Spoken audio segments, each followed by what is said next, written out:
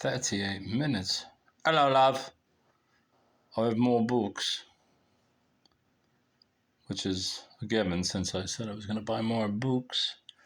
Let's get right to this bullshit. First book is Michael Frayn, The Trick of It, which was in the 10-cent bin at the library, and it had a dust jacket, or a Mylar jacket, on the dust jacket, and I partook of it and swapped it out onto Who Really Killed Cock Robin?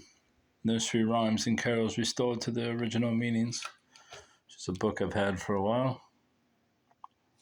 Very interesting, and you see how lovely it makes this book look.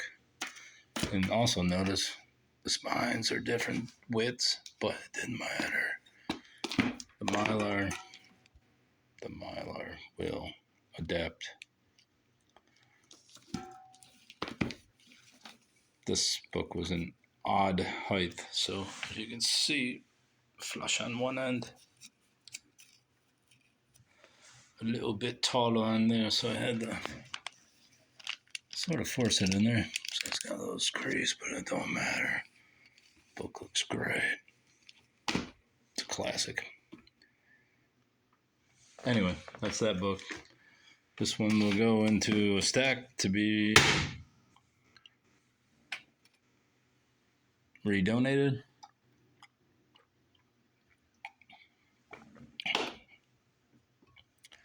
Pabst Blue Ribbon Odd Coffee.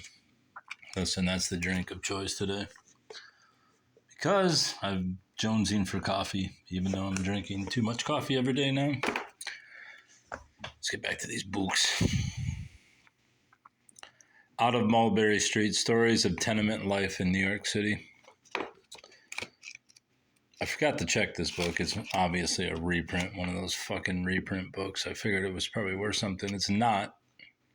But in my excitement with that 10-cent book, I got this one, which I did not need. But I can put it in. Eventually I'll need it in New York City or something. Or I can just donate it back. Bill Bryson. Bryson's Dictionary of Troublesome Words. A Writer's Guide to Getting It Right. Now, I mean, it's great that a guy like Bill Bryson, who started out as a travel writer, has branched out and written about 57 books now, but I have to admit, the guy's starting to irritate me. I mean, look at this fucking guy. I just sit around and find corny fucking things to write about. And then I get them put out into a big fucking Broadway book. I mean, the guy just needs to stop.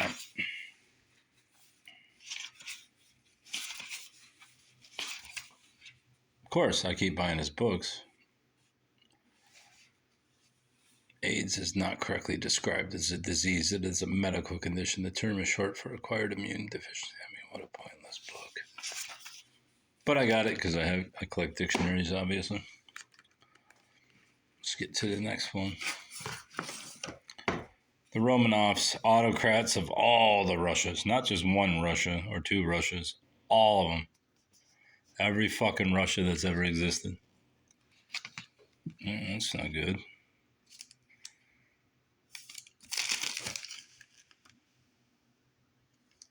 Well, at least it didn't show my credit card number on there.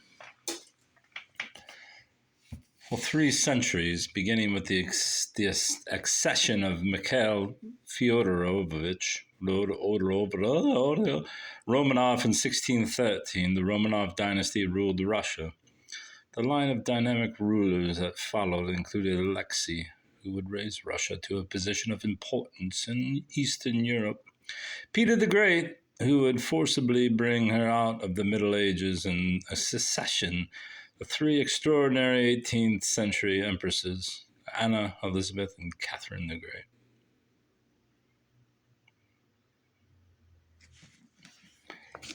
I think you understand. Now this book, shit, I was standing in line contemplating which books I actually needed, and then the wood prints on this book convinced me I definitely needed this one. And then a brief glance through Tolstoy's War and Peace with the smallest font known to man convinced me that I did not need that book, and then I grabbed 2 other books instead. And the jacket wouldn't have worked for that one. But the woodcuts are really good in this. So it was worth all 50 cents of it. Let's see if I can get a couple to pull up. Let's see these. This one's a little fucking gnomish, but it's pretty cool. Whoa. See, those are good, right? High Over to England, retold by Mary McGarry. Fucking weirdos. It looks like a Rumpelstiltskin kind of bunch of bullshit. Look at this. The Magic Shilling. Is this about a pumpkin? Whoa. Was it about a pumpkin? Persuade Pat. Look at these little fucking dudes. Where was the one that was good? This one's pretty good. Yeah, look at those vacant eyes. Or are they just evil? Who gets that close to? Oh, I can shoot some with a bow. That one's good too. Is that a fish? Yes. Fish. It's good, right?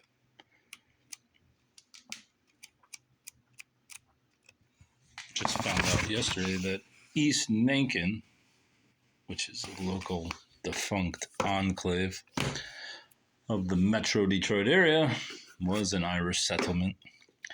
Book Lust by Nancy Pearl. Recommended reading for every mood, moment, and reason. And even though I glanced through it and I knew that I would hate every recommendation she has, I got it because of my Books on Books collection. African American fiction, she say, African colonialism, African Alaska, and The Peak of the Finch, a story of evolution in our time. See, I hate these suggestions, but you never know. There might be one good one. And it's 50 cents. And I was thinking, when they start putting us in gulags, I'll have books to trade. But then I was thinking, what do you think they're just going to come to me and say, hey, buddy, what book you got? I'm going to say, hey, I got Washington's Immortals. Or say, great, give me that and I'll give you a fucking 15 potatoes. No, they're just going to shoot me and take all the books. So my efforts are somewhat in vain, but still. At this point, it's at least amusing to me. Here is one of the books I got instead of Tolstoy, because I wanted the number to go to 13. So Tolstoy was Purged and The Soul of an Octopus, a surprising exploration into the wonder of consciousness, was grabbed. I don't know what oh, look, there's a little thing that makes the octopus swim. I was like, who shit on my book? But no, it's an octopus or octopi. He's swimming, buddy. This is great. I mean, that just makes my day. What's that little flower? Oh, that was just flowers from a page. One more time. Look at him go. Great. Popular naturalist Cy Montgomery explores the emotional and physical world of the octopus. Don't give a shit. Nor do I give a flying fuck about France, even though one of my subjects of research at present, which I've delved into rather deeply, is Otto Arson Huck, the owner of the Westwood Otto Inn, which I believe is a play on Otto, since the Ottos were the destination of this roadhouse, the opening of Michigan Avenue. And if you're not from Michigan or Metro Detroit, you probably have no clue what I'm talking about. Even if you aren't from Detroit, you have no, or if you are from Detroit, you don't have a clue what I'm talking about, but that's okay. Anyway, Mr. Huck opened several restaurants, one of them being the aforementioned eatery, and he was from Alsace-Lorraine. I've tried to listen to the pronunciation. Alsace-Lorraine, whatever it was. Anyways, it was lost by France to the Germans during the Franco-Prussian War. And so, Mr. Huck and his brothers, also proprietors of eateries in this area, had the distinction of being born in Alsace-Lorraine, which was under German rule, even though it's part of modern France. Curiously enough, the Huck family was speaking French back in their homeland, even though German was regularly taught then as now. And when Huck came here, he identified as German, since I'm assuming his name is definitely German, and his mother's was as well. And he joined a bunch of German societies and all that kind of bullshit. I wonder if Alsace-Lorraine is in here. I'm sure it is. Alsace-Lorraine. No. Yeah, there it is. Focus, you bitch. There it is, page 333. Let's go there and see what we can learn about Alsace-Lorraine and when it was founded. Lost Provinces. I wonder if it is considered a defunct place. 323. Anyway, I don't really care. But I figured since I'm researching this guy, maybe I'll learn something in this book, even though I'm 2/3 of the way done with the article I'm writing. Homage to Catalonia by George Orwell, which I believe I already have this book in mass market. Let's go look. Let's go fucking look. No, I have. Is that how? The S flying. Coming Up for Air, 1984, Animal Farm, 1984. No, apparently I don't have it. Now I do have it. Homage to Catalonia by George Orwell. Especially enticing because it was from about the 60s, it looks like. 1952. Third printing, 1957. A milestone in the violent education of modern man. The George Orwell who went to Spain in late 1936 was a man who could analyze his feelings when he shot for the first time at a human being and yet take careful aim. Who could calmly examine the risks he was running without pretending not to be afraid? Who could set down his exact emotions on receiving what seemed to be a mortal wound? The best account so far of the Civil War of Spain.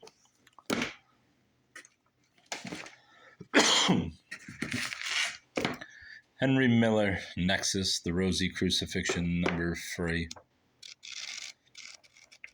I've been picking up classics, despite the fact that I don't really like the classics. Most of them are just self-indulgence and fucking just boredom and self-indulgence and modern rubbish. It was more than love, Vale, much more. How can there be anything more than love? Love is all, isn't it? Perhaps with women there's something else. Men are not subtle enough to grasp it. Fearing that the discussion would degenerate into argument, I changed the subject as skillfully as I could. Finally, I pretended that I was famished. To my surprise, she said, "So am I." We returned to our quarters. After we had had a good snack, pâté de foie gras, cold turkey, coleslaw, washed down with a delicious Moselle. Who the fuck drinks a Moselle? What is a Moselle? I'm drinking this shit because I got it for free. Anyway, fuck you, Henry Miller. Now, Victor Hugo. We can't say much bad about Victor. And we could, but I'm sure he raped some women or something. But he was an amazing writer, even though, much like Aldous Huxley, unreadable at times because he could not stop writing. And so passages would drag on. I understand that's nice. And it's literature and it's great, but sometimes he went too far. Though in Hugo's case and like Wilkie Collins and such, they were such good writers that you can forgive them. Their verbosity, as we say. Washington's Immortals, the untold story of an elite regiment who changed the course of the Revolution. In August 1776, shortly after the Continental Congress had formally declared independence from Great Britain, General George Washington's young army faced off against over 20,000 British and Hessian soldiers at the Battle of Brooklyn. This was the largest battle of the Revolution to date. Outmanned and outmaneuvered, the bulk of the American army was on the brink of destruction, which might have ended the war. But thanks to a series of desperate bayonet charges by a single heroic regiment from Maryland known as the Immortal 400, the Continental Army lived to fight another day. Washington's Immortals, best-selling military historian Patrick K. O'Donnell, brings to life the story of these dauntless men and how they changed the course of the Revolutionary War. I wonder if they fought Tarleton? Was it Tarleton? Bannister Tarleton. Maybe, maybe not. The Great Lakes, a literary guide. And I know what this is going to be. It's going to be fucking Hemingway up north, then other rum-tum fuckers. Probably be Elmore Leonard from Detroit. But I didn't look at it and I didn't care. I need books. Let's see who's in there. April Pauley. A poem by Joanne Early McKen. Who the fuck are these people? How's this literary? Gwen Hart. It's worse than I thought. Bruce Carton. What the fuck are these people? I thought it was going to be like Hemingway. Maybe Hemingway is in there, and there just weren't. Sarah St. Antoine. Fireworks. What is this bullshit? Yeah, when I see a literary field guide, stories from where we live. All right, so maybe I misunderstood the concept there. I thought it was just going to be like mentions in literature about Michigan, moon magic. When the moon shines as it did last night, I am filled with unrest and the urge to range valleys and climb mountains. I want vistas of moonlit country from high places. Listen, baby, the moon is a mechanical animal. We know this. It's not real. I mean, it's real in the sense that it's a robot. But it ain't fucking real. It's not cheese. Parts and manipulated computers. Or who knows, maybe it took on a life of its own at this point. What's this bullshit on the back of this book? This better not be feces. Doesn't smell like feces. Willpower. Using Shakespeare's insights to transform your life. I mean, I had to get it just because I got a burgeoning Shakespeare collection. Don't mock the emotions of others. Isn't that absolutely contrary to Shakespeare's, well, Francis Bacon's? Don't try to wriggle out of responsibility. Or is he using them using references from his plays and works. Yeah, before Mark Antony and met and fell in love with the temptress Cleopatra, he'd had a long and successful career as a leader in Rome. When he met Cleopatra in Egypt, he had gone there as a part of Rome's governing triumvirate. As many know, his adoration of Cleopatra cost him his status in Rome and eventually his fucking life. That's sad, buddy. Hey, if you love a bitch, you love her.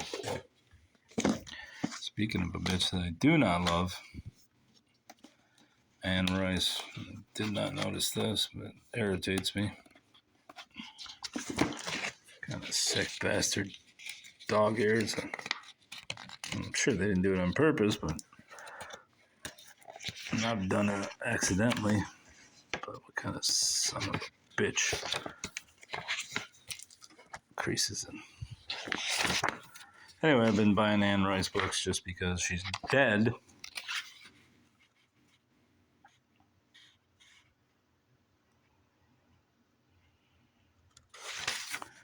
And I assume this is a first edition. Yes, it is a first edition. So it will have historical value to some extent. The Rise and Fall of Akasha. I think the only Anne Rice I've ever read more than a page of was those Anne Roquelaire books.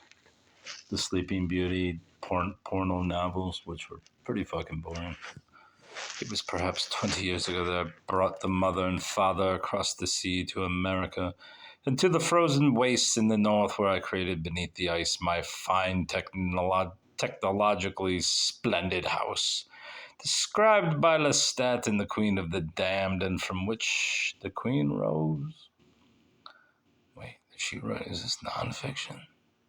Let me pass over quickly what has been mentioned here before, that I made a great modern shrine for the king and queen with a television screen. I might bring them music and other forms of entertainment and news from all over the planet. As for me, I was living alone in the house, enjoying a whole string of well-warmed rooms and libraries as I did my eternal reading and writing, as I watched films and documentaries which intrigued me mightily. I'd entered the mortal world once or twice as a filmmaker, but in general, listen, who wants this writing? And who writes this fucking pap? And by the way, I did look up the Stephen King killed John Lennon theory that this guy espoused, and apparently it's been going on for years. Some guy claims that Stephen King did kill John Lennon and that Reagan and Nixon had recruited John Hinckley Jr. to kill Lennon, which totally makes sense. I believe it. I mean, Stephen King's a prick. He's an ugly fucker. He's got an uglier wife. He writes like shit. His movies are entertaining, though. I'll give him that. But, I mean, what a waste of paper that fucking clown is. An absolute shit writer. And that's why, I really started to hate him about 10 years ago. And this is no defense of Stephanie Meyer, because her books are fucking prattle themselves. But this guy, fuck you, Stephen King. I mean, he called her out. I don't know, because she was selling more books than he was, probably. And he called her out and said she was a shitty writer. I'm just like, listen, fucking dude, you're writing shit like It about clowns coming out of a sewer. She's just writing books for fucking teenage girls. And maybe that's her aptitude. I don't know.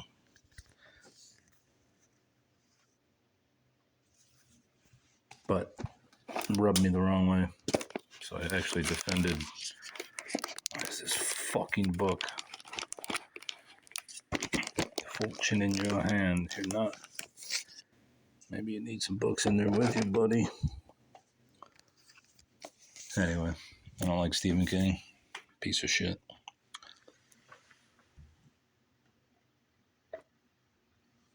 And I've mentioned it before. Anne Rice has some book out about how she came back from the dark side, and on the inner flap of I think it's the back inner flap, she looks all dejected and old, and I don't know if she became a religious zealot or something, but she seemed to be